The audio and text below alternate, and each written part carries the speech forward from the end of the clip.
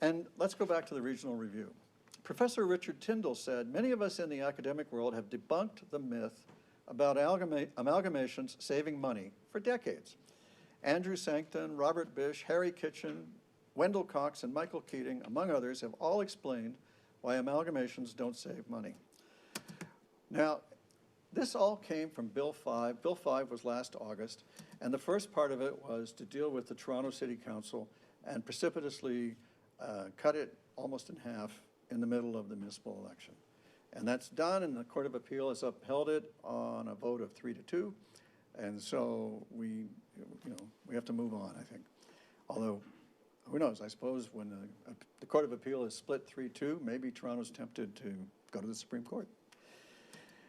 Let's look at step 2. Step 2, the other part of Bill 5, concerns setting up the regional governance review.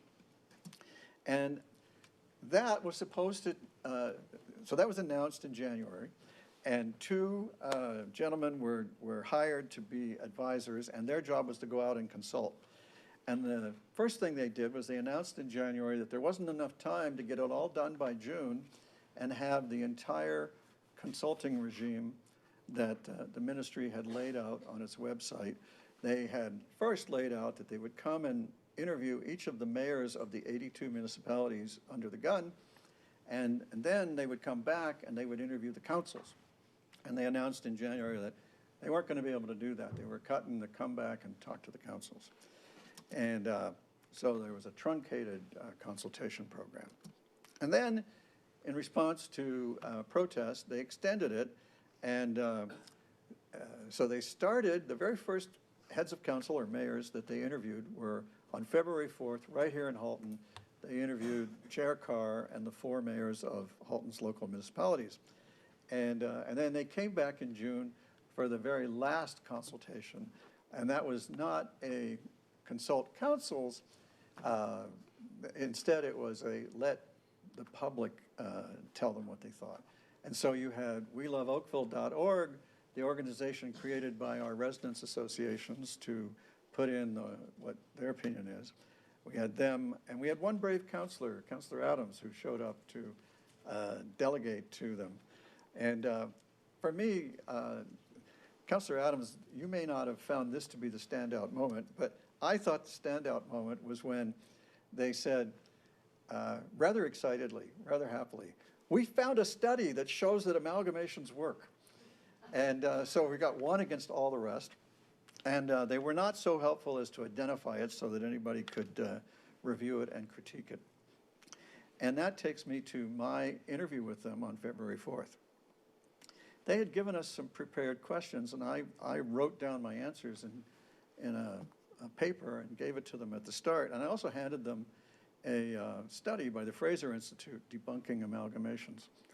And the Fraser Institute, many of you will be surprised to learn, is a renowned conservative group. And you may be aware that from time to time I've been accused of being politically confused, or at any rate not identified with conservatives. And Mr. Fenn, when I handed him the Fraser Institute study, said to me, "This is pretty rich. You, of all people, giving us a report by the Fraser Institute." And I said, well, I'm considering the audience. They're conservative. Maybe you'll listen to them. And you have what happened. We found a study. And they have been, Mr. Fenn and Mr. Sealing, in the witness protection program ever since.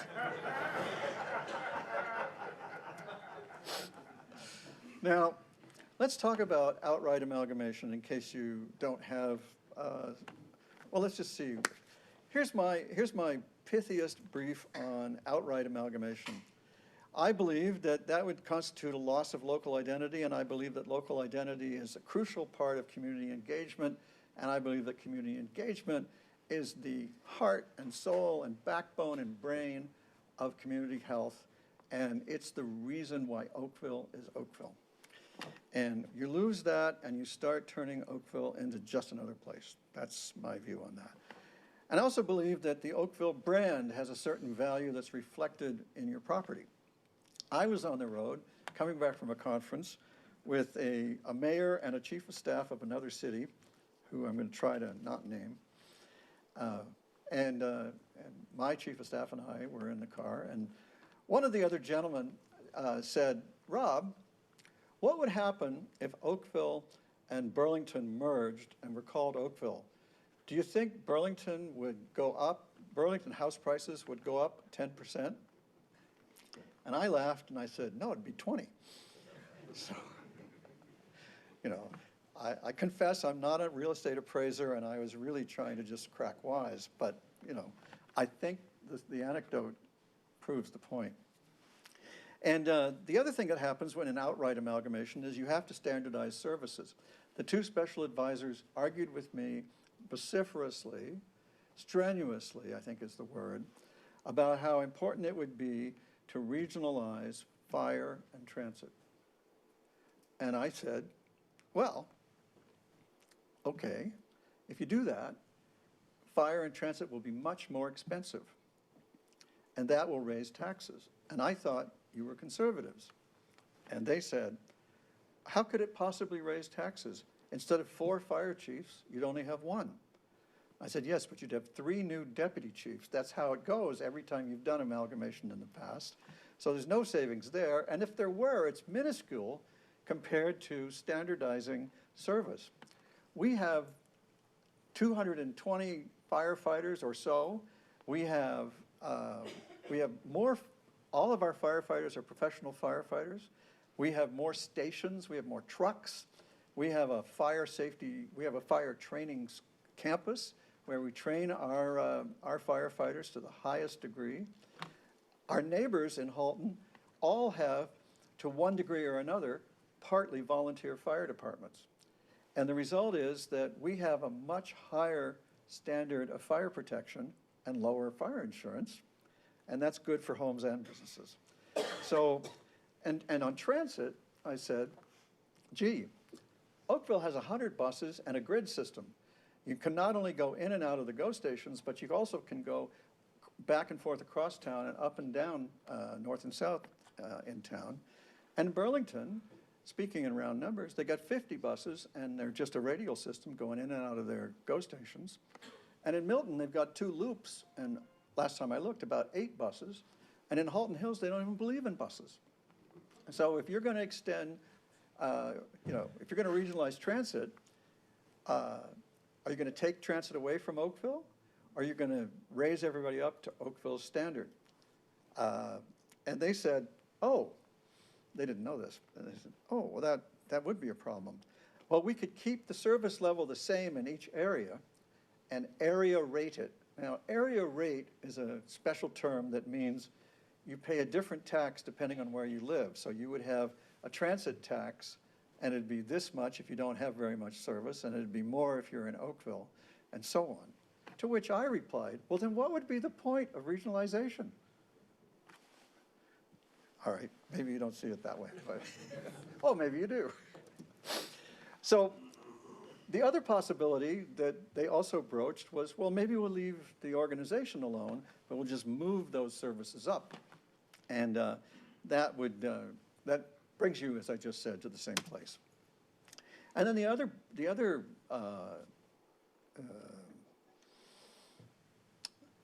mystery is there's a gentleman who's written a paper for the C.D. Howe Institute advocating the privatizing of water and wastewater so that it would no longer be a public utility operated by the municipal government. And this would allow, presumably, private entities to take them over. And the benefit to developers would be that these utilities might issue debentures or other forms of debt in order to build new water capacity, which is very expensive, and then collect it back from the rates that are paid by the future residents and the existing residents.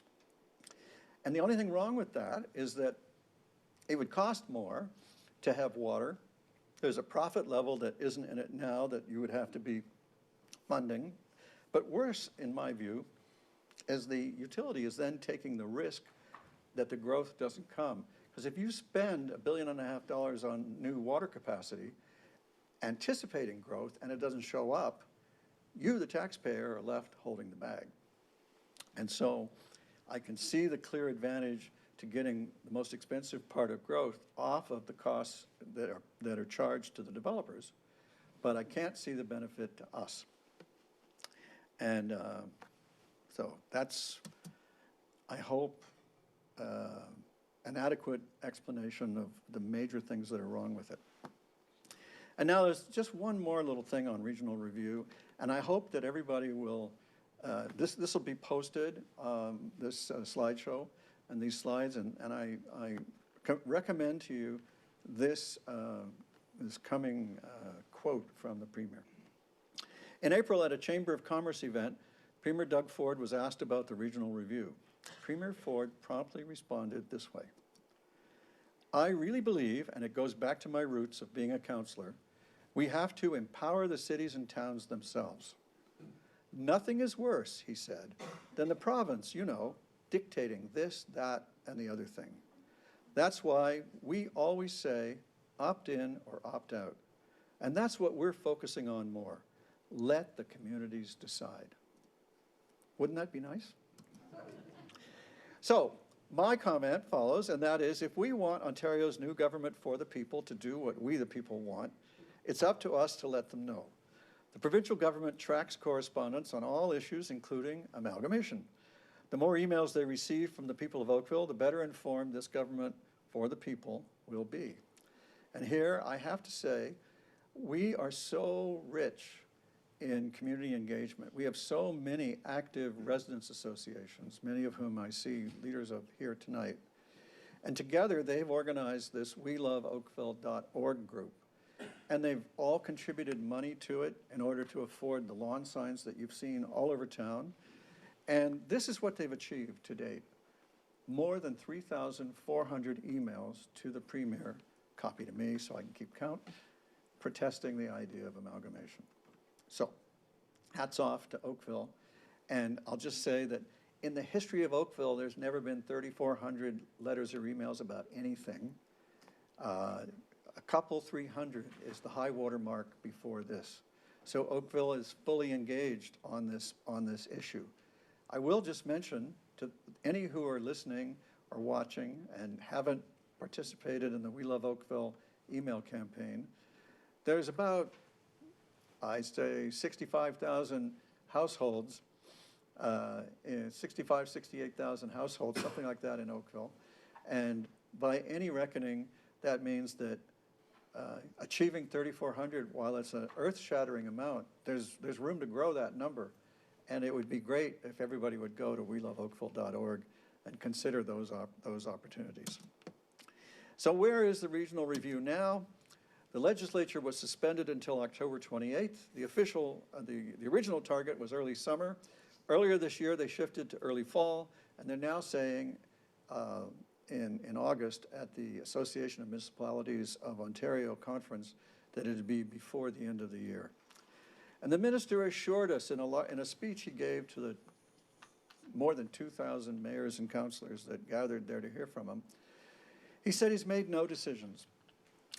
But I would note this to you. He chose two advisors who both are well known for favoring amalgamations. He did not choose one for vanilla and one for strawberry. He chose two for strawberry, if I can call strawberry amalgamation.